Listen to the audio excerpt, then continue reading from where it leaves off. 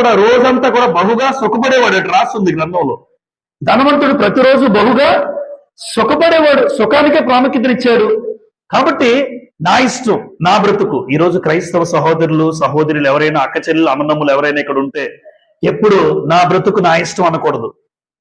నా బ్రతుకు ఏమనాలి? దావీదు అన్నాడు, నా బ్రతుకు నీ ఇష్టం. 40వ కీర్తన కీర్తన గ్రంథం 40వ కీర్తన 8వ వచనం చదువుతాను. నా దేవా, నీ చిత్తము నెరవేరుట నాకు సంతోషము. దావీదు రాసిన కీర్తన. నీ చిత్తము నెరవేరుట నాకు సంతోషం. అంటే నాకంటూ ఇష్టాలు ఉన్నాయా? ఉన్నాయి. నాకంటూ ఇష్టాలు ఉన్నాయి, కానీ నా ఇష్టాన్ని చంపుకుంటాను, నీ ఇష్టాన్ని బ్రతికిస్తాను. నా జీవితంలో ఎవరిష్టం నెరవేర్చబడాలని దావీదు ఇష్టపడుతున్నాడు. చూసారమ్మా? అంటే ఒక ధనవంతుడు జీవితం, దావీదు జీవితం పక్కన పెట్టి చూస్తే, ఒకవేళ ధనవంతుల్లో బ్రతికిన వాళ్ళు